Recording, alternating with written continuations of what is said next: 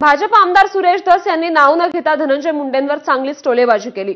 संतोष देशमुख हत्या प्रकरणात एका मोठ्या नेत्याची विकेट पडली। क्लीन बोल्ड झाल्याची वेळ त्यांच्यावर आली कारण त्यांच्या सहकाऱ्यांनी हा उद्योग केला होता असं धस म्हणाले। आष्टी मतदारसंघातील चिखली गावात सुरेश धस यांची पेढे तुला करण्यात आली। यावेळी त्यांनी मनसोक्त ढोल बडवल्याचं दिसून आलं।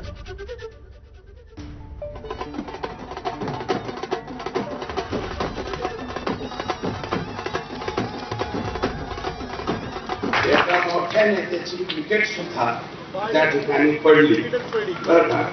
ही क्लीन बोल्ड त्या ठिकाणी त्यांच्यावरती जाण्याची पाळी त्यांना आली कारण त्यांचे सहकारी जे आहे हे सहकारी लोकांनी हा उद्योग त्या ठिकाणी केलेला होता आणि ठीक आहे आता चाललंय काही वेळा हे जिंदाबाद ते आमचं ते तमचं। माझं मत आहे की बाबा जिंदाबाद कोणाचं म्हणावं याचंही कुठंतरी भान त्या ठिकाणी राहिलं पाहिजे।